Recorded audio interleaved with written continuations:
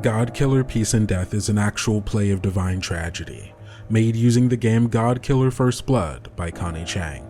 General content warnings include discussions surrounding death, grief and loss, fantasy violence, imperialism, war, religious themes, and Deicide. A full list of cast and crew as well as other relevant links can be found in the show notes. Viewer discretion is advised.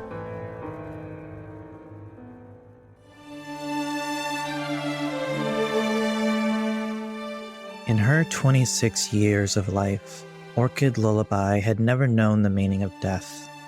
How could she? For her entire lifetime, death has been missing from the world.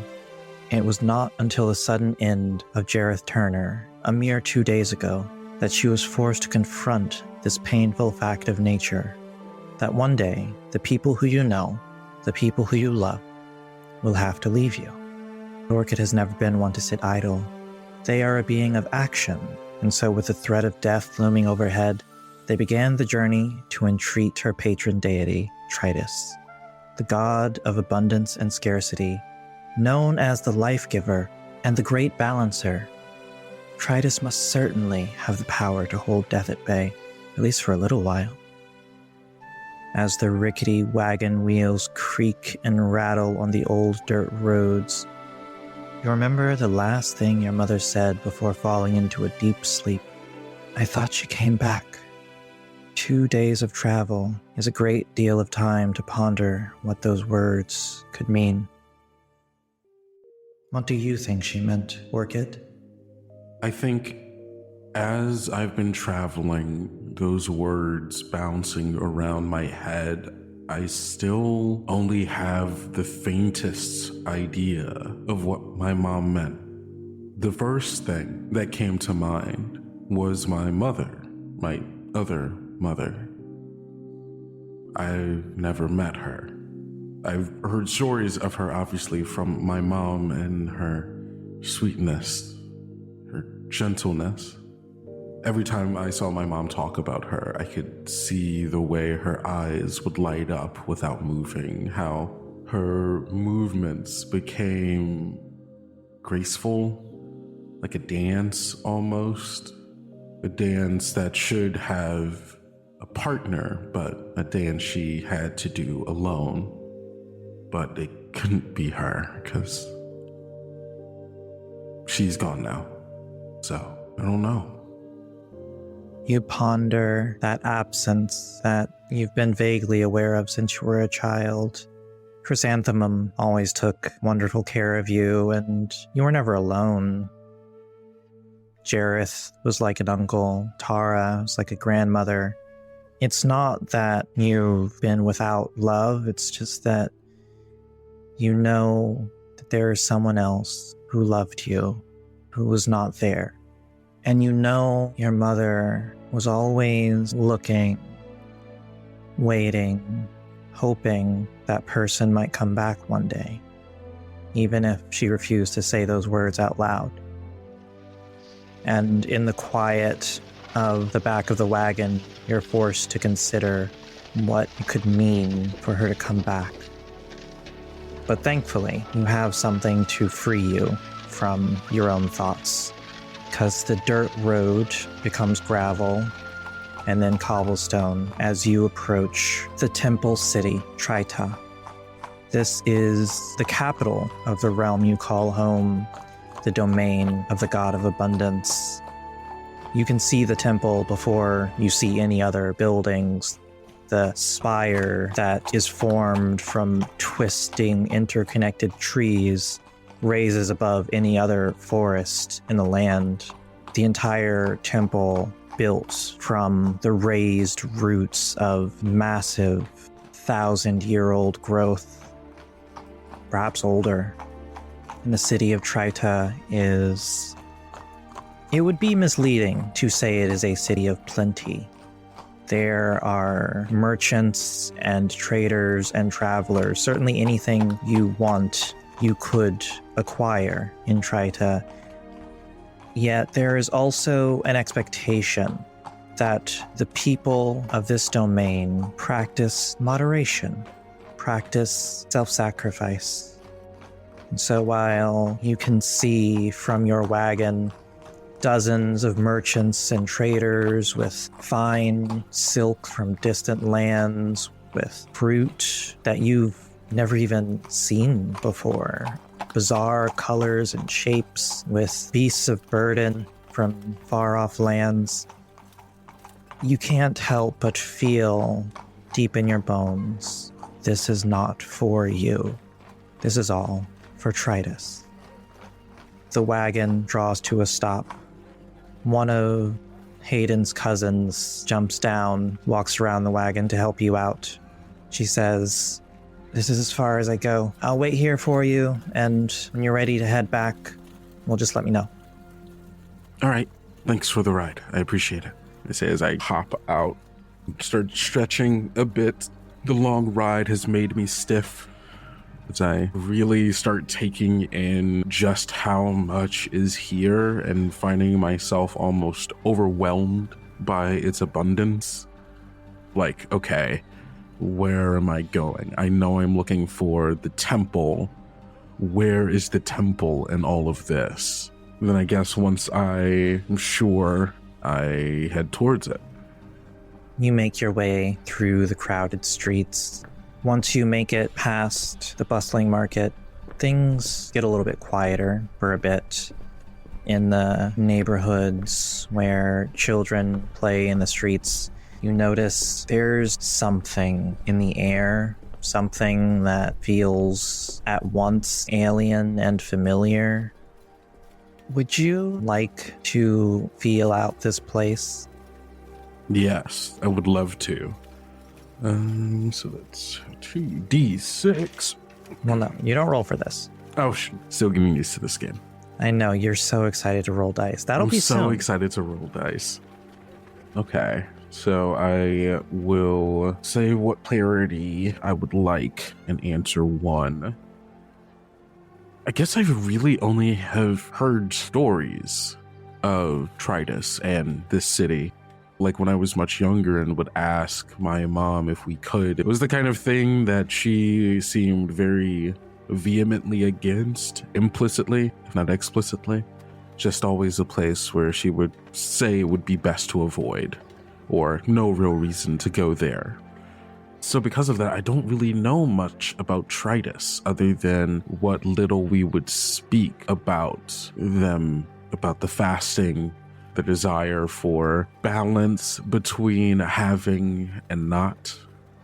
And so I guess being here and finally seeing the place that the Temple City is, I guess the thing I want clarity about is what kind of ruler is Trytis?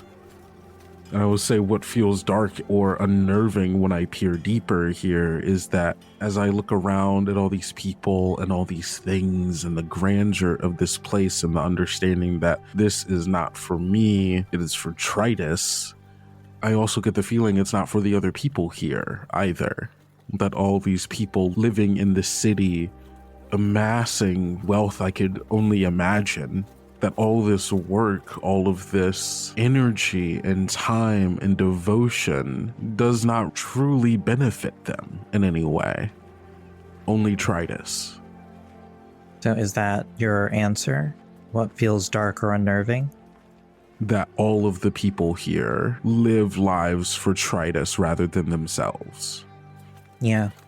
Yeah, and I think you even notice as you look around, things that you've taken for granted your whole life are different here.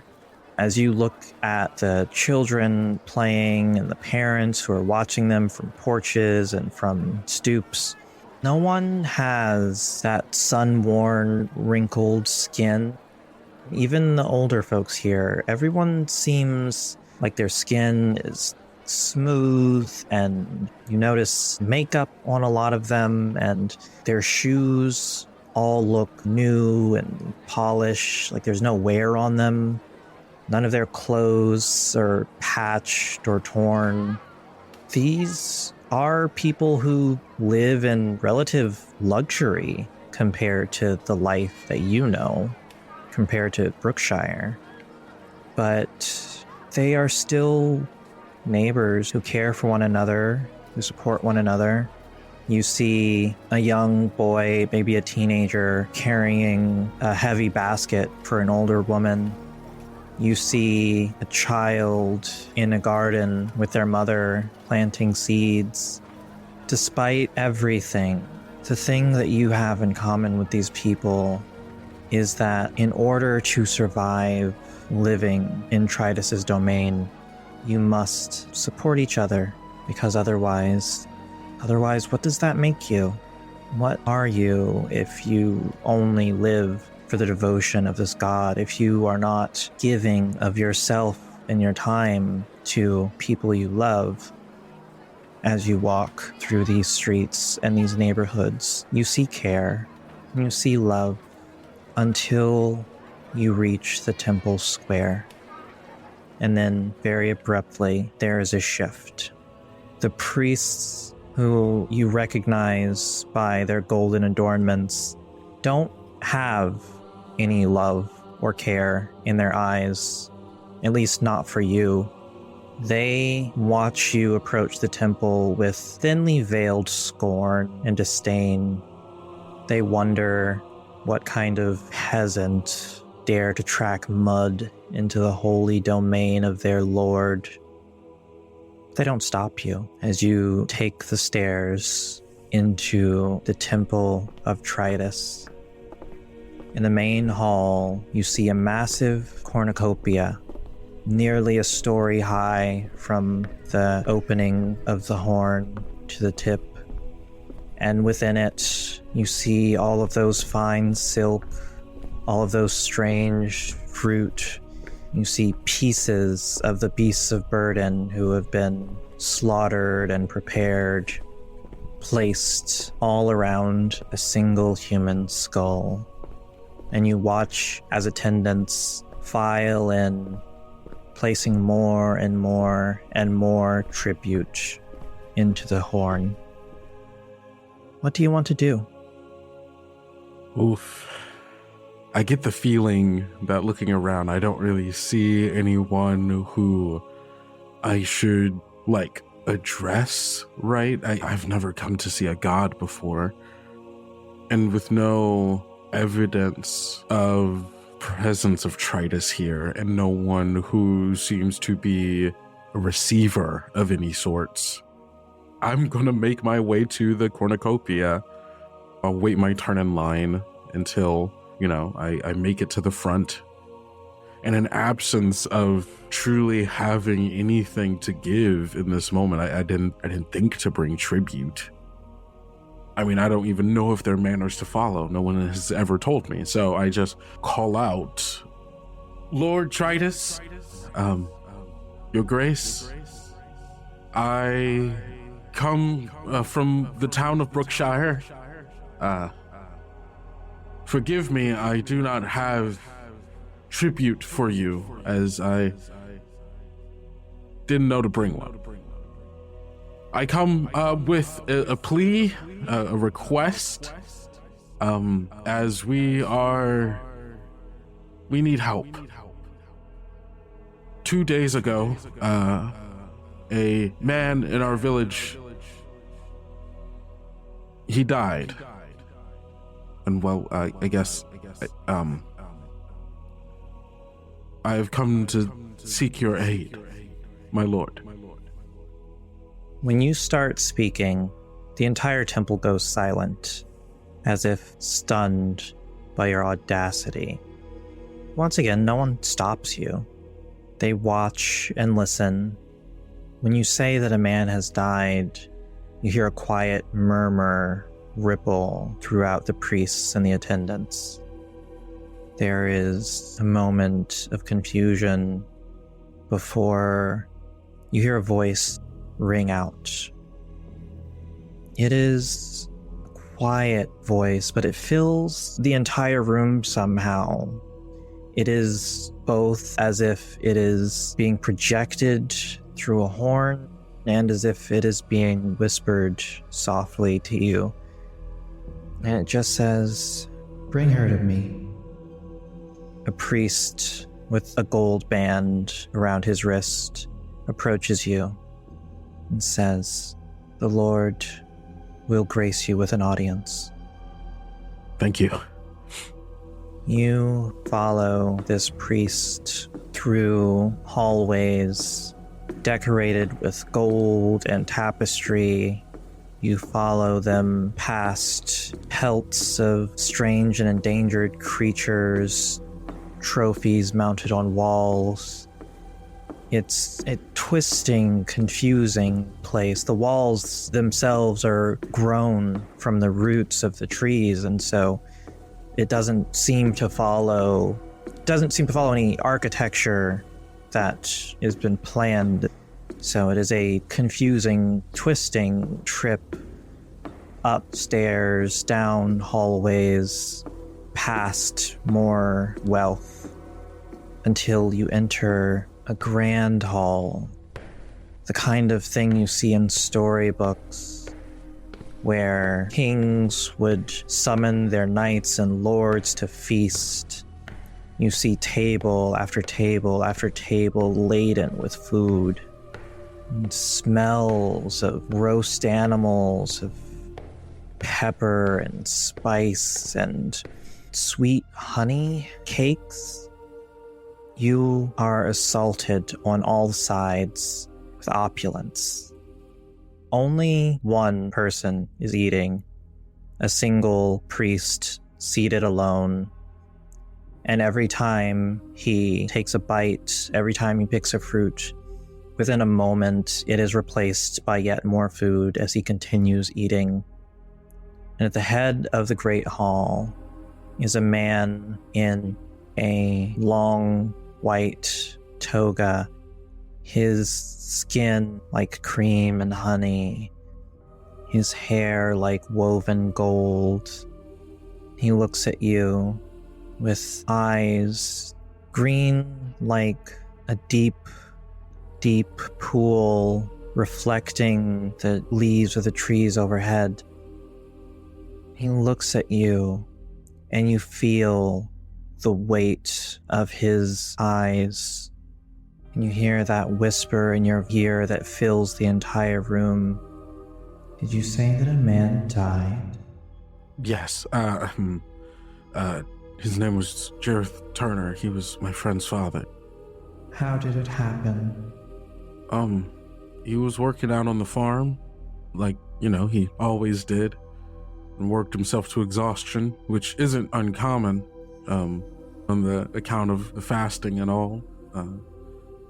And the way I heard it, he passed out and never woke up again. And I saw him myself. He was so pale. No breathing, no heartbeat, nothing. For the briefest of moments, for an impossibly short second, you see this man, who you know must be a god, smile.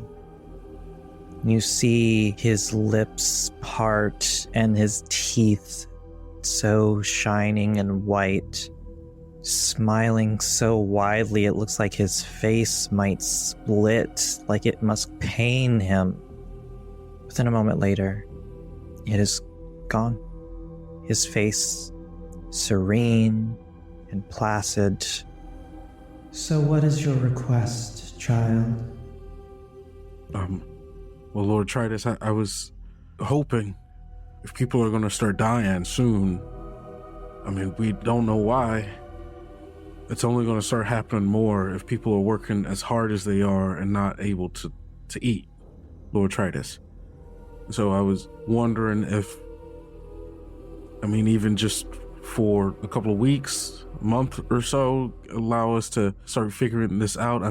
Perhaps your priests, your scholars, whatever you may have here in Tryta can help figure out why this might be happening and give us a little time to figure it out, or I'm afraid everyone's going to start dropping.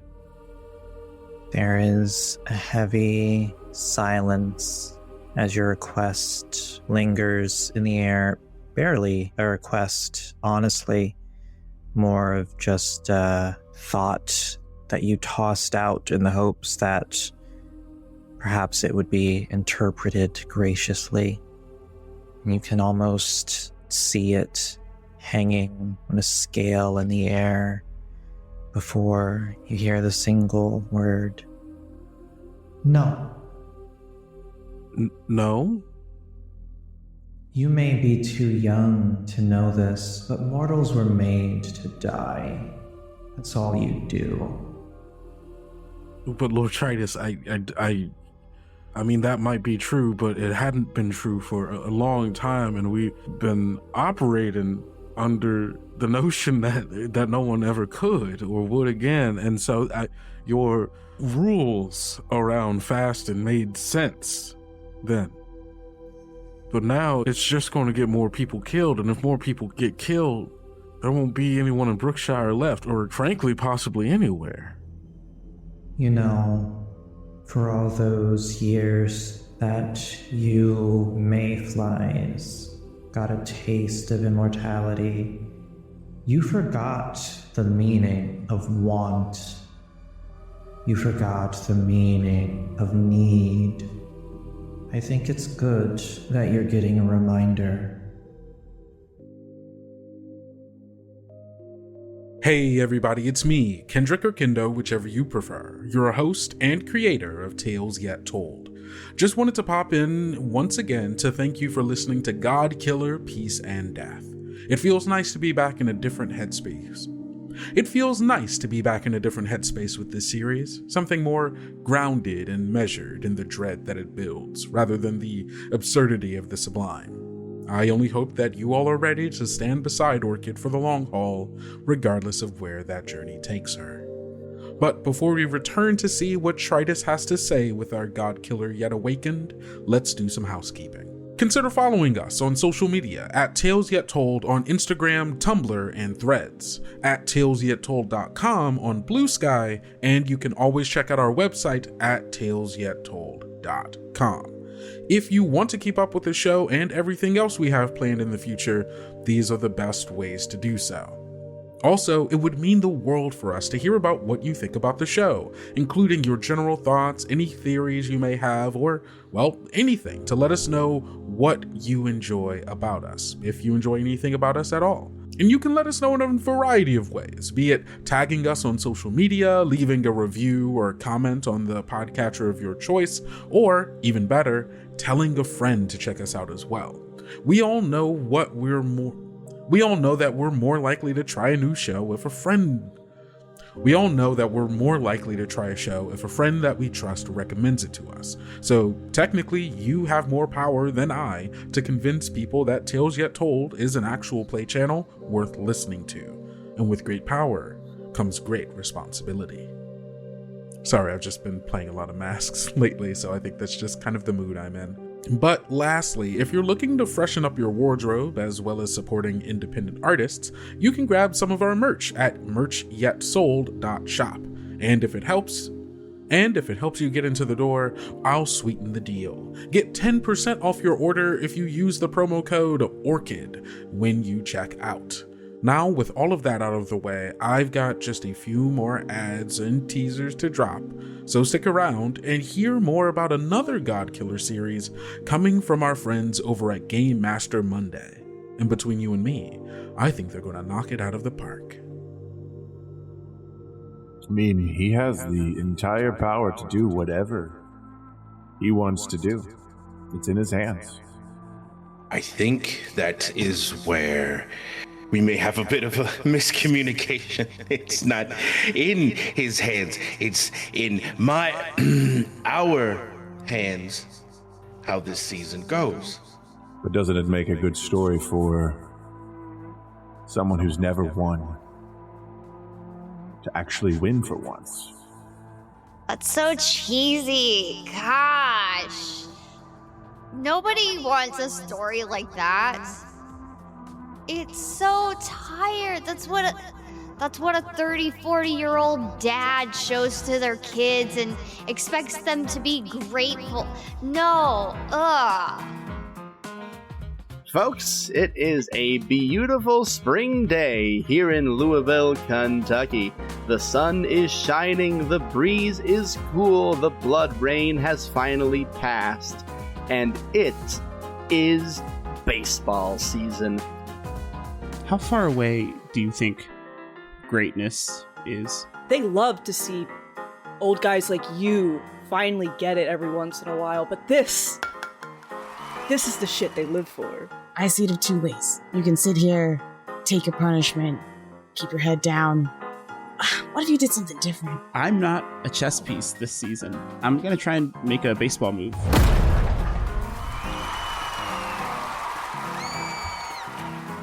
GODKILLER Home Run, the next mini-series from Game Master Monday, premieres August 24th wherever you enjoy podcasts. Starring Brad Zillman, Sadie Pasley, Ian Grant, Shadow Sylvia, Mags Curry, and Kenny Chilton as your GODKILLER. Using the GODKILLER system by Connie Chang with additional mechanics from Ball Game by Finch Edmund. On August 24th, batter up. Sound is an amazing thing, don't you think? It can guide the listener in subtle ways, drawing them into the story it tells, changing the mood, evoking an emotion, foreshadowing doom. There's a reason why we spend so much time here on Tales Yet Told, designing the soundscape of our story. But now you can do the same with Pocket Bard. Pocket Bard is a free audio app that helps game masters weave immersive sound into their games, with ready-to-use scenes, ambiances, and sound effects that you can transition through seamlessly with the touch of a button. And starting on June 27th, Pocket Bard is moving from your pocket to your PC with a new desktop app for Windows and Mac. Download Pocket Bard today and bring the power of immersive sound to your table. Jacket and boots the same color, or jacket and... Oh, hey! Didn't hear you come in. I was just designing one of my characters in Hero Forge. What's Hero Forge, you ask? Hero Forge is an online character creator that gives you the power to turn your imagination into reality. Hero Forge offers full customizable tabletop miniatures with dozens of fantasy species and thousands of parts to choose from, like hairstyles, clothing options, and equipment. And after you're done designing your hero, you can have them made in a variety of materials, including bronze, color plastic, or even a color standee if that's your vibe. Then get it sent straight to your door, all from within your browser. But if you're a DIY kind of person, then Hero Forge also offers downloadable model files so that you can 3D print your design at home. Just head on over to heroforge.com to start designing your custom miniature today, and check back often because new content is added every week. Now, can you get out of here? I gotta finish making this Eagle Man. This episode of Tales Yet Told is brought to you by the folks over at MythWorks with their newest Kickstarter, The Wild Sea Sourdough. In the Wild Sea, you will set sail upon the verdant sea, an ocean of forest canopies full of lost world artifacts, treacherous pirates, and world-bending whispers. But the pale tides of the Sourdough are far harsher than the eaves you may be used to. This brand new supplement for the award-winning TTRPG introduces you to the white woods of the Sourdough, the ancestral home of the sentient hive-minded spider colonies known as the Trellicrae. The Wild Sea Sourdough features 3 new factions, 4 new background options, and new ship options to prepare you for an adventure you may just barely survive. The Kickstarter is live as we speak, so go back now before it's too late. And I'll see you on the Wild Sea. Got her. Here we go! Oh my god, he threw the chair. He threw the chair. And now he's getting it back because you're gonna have to sit. We are in Casey's home. That was Casey's actual chair. You look out of the window and you see Toyota Previa upside down on fire. Oh my god. But it's not nearby any trees or anything, so it's fine. On fire? Oh, it's fine. It's not fine to me, GM. Jesus Christ, that's my fucking car. Dynamite headbutt! He screams as he headbutts this man. Honestly, his left jaundiced eyeball pops out of his head. Oh, and if you were to take a picture the second their two heads were touching, it might have been an intimate, tender scene between friends or lovers. But if you were to take a picture at any other second, it is just absolutely horrifying. For some men, violence is a form of intimacy, which is so sad. That is Maybe so for this sad. man. But anyway. Boom! Smashed in the head! Bodhi has a pocket full of, like, one oversized Precious Moment angel that has a real strange face. Oh, I thought that was your dick. Oh! It was his dick. There's a hole in his pocket, and his penis, which does resemble a Precious Moment angel with a strange face. Oh, it's a strange face, but it actually looks like a pretty normal penis head. And that's what we call facts. And he looks back and he says one last threatening phrase, pointing to the bar. I'm gonna... And Violet shoots him in the head. You see this guy's ear get blown off, flying off his head. Ah! Bye-bye. And then at this point, Scratch pops up like a mummy. Ah, mummy! Headbutt! Dynamite headbutt! Something is rising, piecing itself together from the bodies and viscera around it. Its black wings spread, and it looks back at you with red, wet eyes. Got her.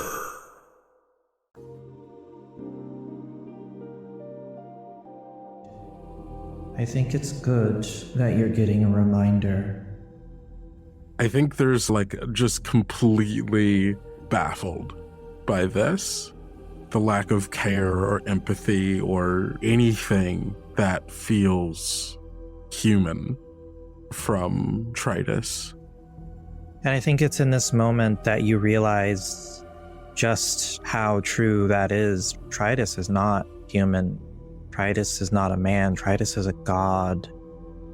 Trytis has no empathy for you, has no care for you. You, in this moment, perhaps aren't even sure why Trytis keeps any of you around. As I stand there looking at him, I think there is something building in Orchid that they have not really known ever, or at least not for a long time. There's just this red hot warmth building from her belly and spreading through the rest of her that she can only really feel in the tension in her muscles as her fists squeeze in on themselves. Try to, my lord, I'm sorry. So you're not going to do anything? You're going to just stand there and watch us die? Watch everyone die around you? No, I didn't say that. I'm just not going to do what you want me to do. Then what are you going to do, my lord, if I may ask?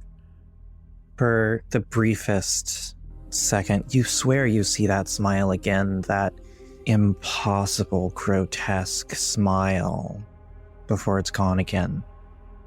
And Trytis stands from his throne, strolls leisurely around the hall. He picks up this palm-sized purple fruit, tosses it from one hand to another, then drops it onto the ground. As it falls, it turns from a perfectly ripe purple to a sickly, rotten black, and it hits the floor with a splat. I think I'm going to remind you, mayflies, what it means to want. As I watch this happen, watching as the fruit drops, changing, rotting as it falls before splatting, I think in this moment I may recognize a god. Truly. Okay. Now you can roll 2d6. You are in Trytis' domain. You're in his temple. Mm-hmm. You are, I'd say, quite familiar with his gospel. Yeah. And it would be very bad if you didn't recognize the signs of what's happening. Okay. Then rolling 2d6. So +3. That's an 11. Oh, that's an overkill. Yeah. Well, that can't be good. So you feel something welling up within you. This heat, this feeling so unfamiliar that you might not even name as anger. But as this rage boils up within you, Trytis feels it, and for the first time looks at you as if you really exist. Trytis makes eye contact with you, begins crossing the room, and says, "Who are you?" My name is Orchid Lullaby, from the town of Brookshire, my lord. Brookshire. Oh, yeah, that nothing little village. You know, your town was so insignificant that no matter how much I starved you or denied you, it was never enough. Everyone was just so lacking in ambition. How close is he to me? I'd say about arm's reach. I grab him by the scruff and I punch him in his face. Or I'm gonna try it. I would like to roll 2d6 to inflict violence. Okay. Do they wish me harm? Not really. Not personally. Okay. Am I desperate? I don't know if I'm desperate. I'm just mad. It's definitely personal. It's 100% personal. Okay. So I guess just +1. That's 4 and a 2 + 1, so 7. Okay. This part of the fight ends on your terms, so... Let's go! You punch a god in the face. Tell me how that feels. Oh, it feels so good. I don't think Orchid has ever punched anyone before. It's not that she couldn't handle herself in a fight. More like she has no experience fighting. She just has experience working. So she's strong and sturdy, but she's never had to really fight anyone before. And so the first punch in 26 years, I don't think Orchid ever realized how cathartic it feels to inflict violence upon something that is troubling you. She doesn't hold on to him after the punch. It's very much like a pull close, full follow through across the jaw and like letting him fall back. And it hurts. It hurts them for sure. I don't think it's like a perfect punch either, right? It's like she's never done it before, so she doesn't know how to exactly ball her hands in a way that doesn't hurt her knuckle once it makes contact. And so it's very much the full follow through the fuck. Yeah. And like holding the hand, like I've never had that feeling before. Take one strain as your fist just starts like throbbing. Because I think normally punching a person hurts, especially if you don't know how to do it. Yeah, it does. It feels like you just punched, maybe not stone, wood. It feels like you just punched a tree. Mm-hmm. I think Trytis is so surprised he does stagger back half a step. And then he starts laughing. This booming, deep laugh that fills the room. All right. You want to play this game? Then why don't we play this game? This ain't no game. He grabs the front of your shirt and fully lifts you off of your feet like a foot into the air, holding you in one hand. You are just like every other little mayfly from that dirt pit. For the tiniest moment, I thought you were something else, but clearly I misjudged. And he's going to throw you through a window. You know what? That's fair. I punched him. Do you want to do anything about that? I think as he is holding me there isn't like just like a holding out and then like a wrist toss, right? I'm imagining like a full like... Oh yeah, there's a full wind up. Yeah, the wind up of like having to pull back. And I think I raise my arm so that when he pulls back, it's at throat level. I'm going to try to grab him by the throat and just full force, like try to push my way towards the ground to bring him down with me. Okay. This still sounds like you're trying to inflict violence. Oh, yeah. No, I think that's the only thing Orchid knows how to do in this moment. Okay. He does wish you harm. Yeah, no, that makes sense. Mm-hmm. I think I am desperate in this moment because it's either this or I'm going through a window. And it still feels pretty personal. So, +3, which last time wasn't great for me. Okay, 5 + 1 is 6, +3 is 9. That's a hit. So, yeah, as Trytis throws you, you manage to grab hold of him. You've never fought someone like in anger, but you've probably like wrestled. You've probably like tussled. Yeah, probably some play wrestling when I was a kid.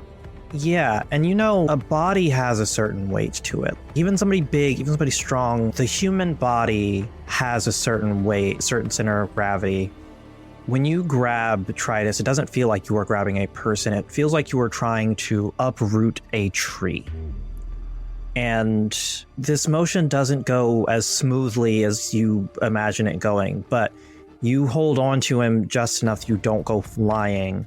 And as your nails rake over his skin, the skin peels back, and underneath it, there's like the green that you see when you score a tree with your knife. You are going to take another strain as you both end up tumbling a little unceremoniously. Mm-hmm. And then he is back on his feet. I think my only experience doing any of this is wrestling when I was a kid. And so I think that's immediately the thing I know to do. I'm going to try to rush him and get him on the ground and grapple him.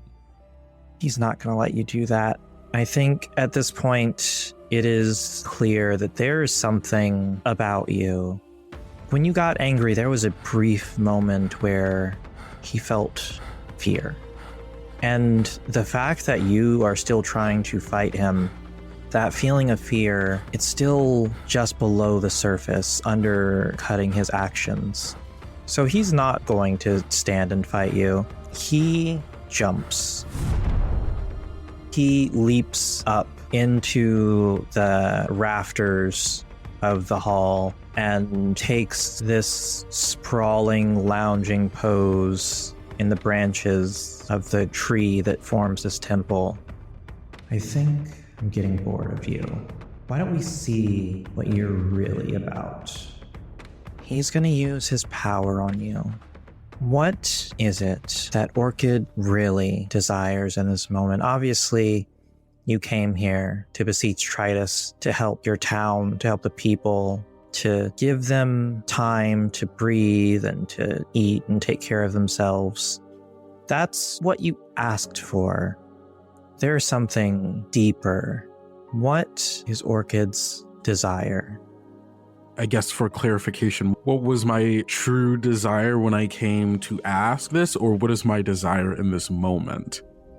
Beyond that, beyond what you came to ask for, beyond the rage you feel in this moment, what is the thing that gnaws at Orchid in her day-to-day life? The thing that she doesn't let herself want because she doesn't think it's realistic or because she worries too much about other people? I'm gonna have to think about this. Yeah, you can take a moment. I think there is this spot in the forest just outside of Brookshire. There's this place on a cliff overlooking a decent portion of it where you can see the tops of most of the trees as they are looking back towards Brookshire, seeing it in the distance and seeing it shadowed by the mountain behind it. Really, it's gorgeous, especially at that golden hour as the sun is beginning to set and the sky begins to change colors from blues to vibrant hues of violets and oranges and golds and reds. I think for a long time, it had been Orchid's desire, like one day, when I actually have a day off and the fasting candle isn't lit, to have a nice lunch there one day. Just relaxing, walking through the woods, and having a nice lunch overlooking the forests and their town. And I think to a certain degree, they still desire that. Just a day of rest. Just being able to bask in the beauty that does exist in this world. You find yourself laying out a little blanket on this cliffside just a little bit before sunset. You take your basket and lay out your lunch, all your favorites. You set up a little chair. Your mom sits looking out over this beauty, and you see someone else whose face you can't quite make out, standing just beside her with gentle hands placed on her shoulder. And that voice, that whisper says, "Oh, how quaint. A picnic with your mommy." I turn to try to grab at the source of the voice. There's no one there. It's just you on the cliff with your parents, with your lunch. Maybe I should pay her a visit and let her know that she's got an impudent little brat, that she did a very poor job teaching manners.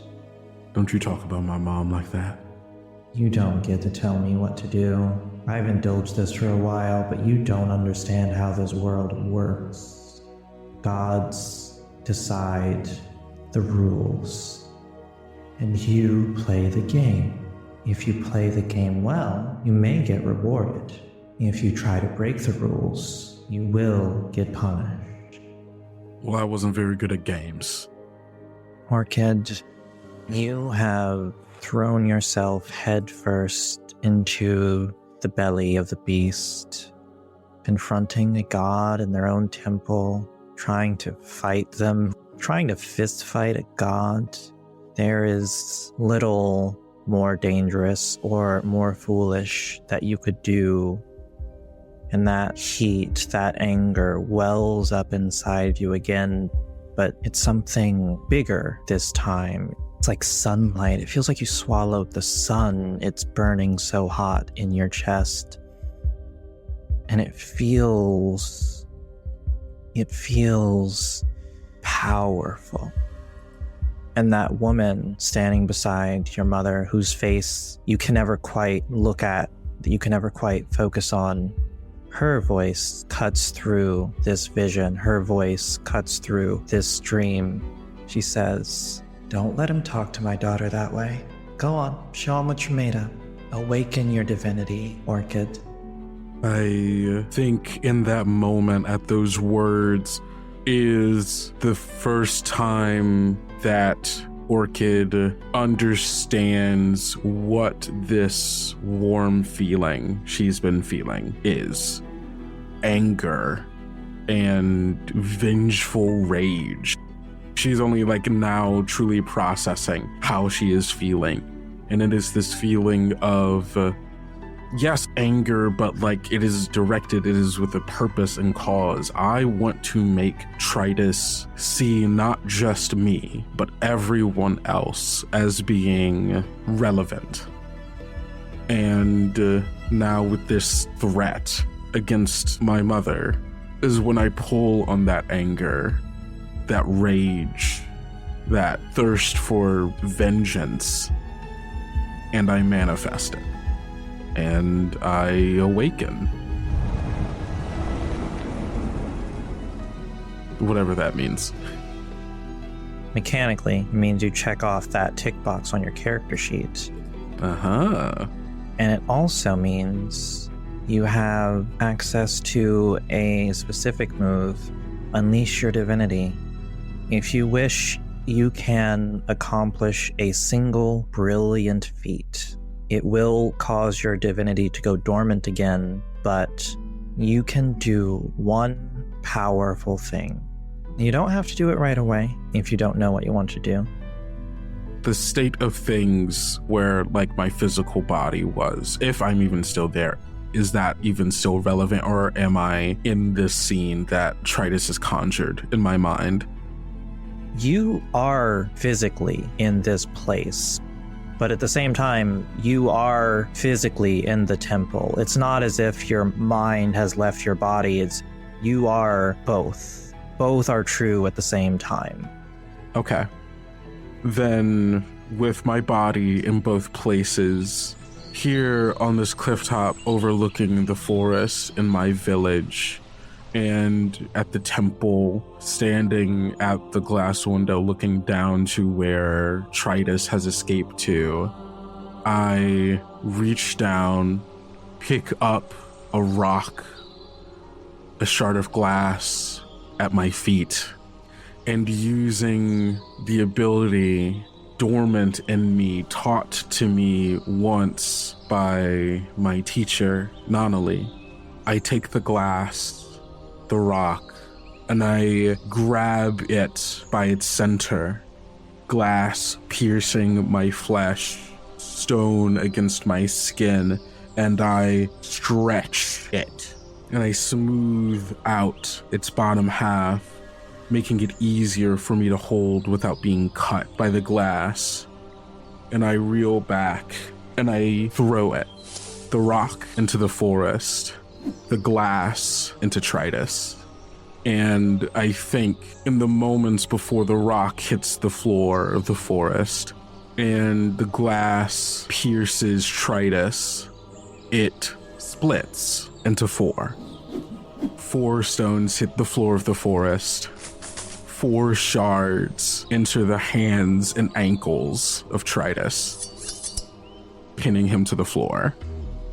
As you unleash your divinity, first choose if it is brief, obvious, or unstable. I think it is obvious. If he jumped down here into the rafters of the temple below, I imagine all of the people who were here before are still here and are watching this happen, and it is plain as day what is happening and who is causing it. It is going to be plain as day to far, far more than that, but we'll get to that in a little while. Okay. I don't know if you knew that's what you were doing, but you take this vision, this illusion, this space days and miles away, and you bridge it to this temple, and you reach through it, and you attack him through dimensions that he can't even perceive, and he doesn't even know what's happened. One moment he is looking down at you from above, and then spears of glass rain down and pin his body to the floor of the temple. These should barely even be able to scratch him, let alone pierce him. But as they burn with the light of your divinity, he struggles, he thrashes. The entire temple shakes as he tries with all of his might to break free. This temple shouldn't even be able to withstand it. The floor should be crumbling beneath you from the force of him, but he is pinned in space. Do you want to kill a god, or do you want to spare a god? I think in this moment, there is not an ounce of mercy in me. I don't even think it is the thought, the concept of killing. The first person died 2 days ago. I have no concept of this is me killing, but I do know that I am inflicting my pain, anger, and wrath into this person, and there is not a bit of me that is willing to hold any of that back. You're going to roll 2d6 and do not add anything to it. That is a 5 and a 2, a 7. You will slay Trytis, but when you do, you are going to lose something of yourself, something meaningful. So you tell me, as you kill a god, what do you lose? I think in this moment, watching the death of a god, after only seeing my first person die merely 48 hours ago, I think I lose... Give me a second, trying to figure out what's the most interesting thing to lose. I think upon witnessing death for a second time, and this time it being inflicted by me, having seen the depravity and callousness of divinity, and having witnessed the pain and suffering of mortality my entire life, I think I lose my smile. I don't know if there's any possibility of joy for me, as divinity has changed me and my perspective has changed me. There's nothing to be happy about here. Not in this world, not the way that it is. As you loom over Trytis, no joy left on your face. As his death looms over him, he laughs once again. Fine, whatever the fuck you are, kill me then, but you'll still never get what you want. You can't. I made sure of that generations ago. What the fuck do you mean? The only way that little mud pit of a town would be worth anything to me was if it could make enough desire to feed me. So I made sure that no one's desires would be sated, and my death will not break that curse. I think, Orchid, how far is the fall from this window up here down to the floor? Couple stories, maybe 3.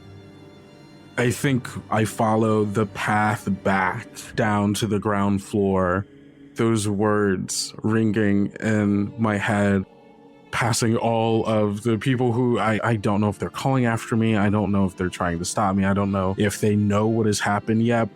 They are tuned out in my mind, drowned by the white noise of white-hot anger.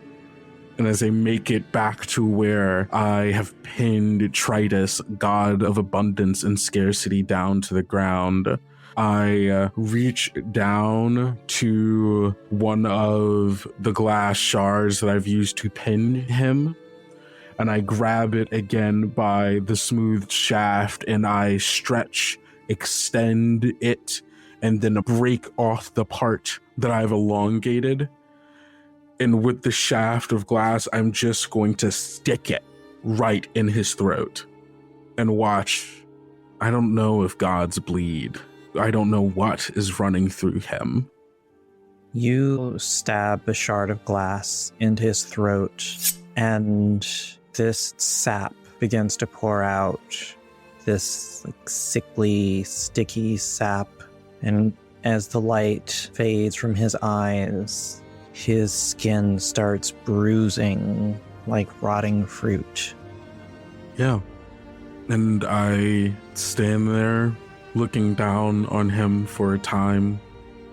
The people around me panicking, frozen in mixtures of fear and amazement, are still drowned out by this feeling inside of me that I now know is anger. And I leave. You turn to leave as the priests flee, scream, cry, wail in confusion. That's not your problem. You're going to go home. And as you turn to go home, you feel that weight again.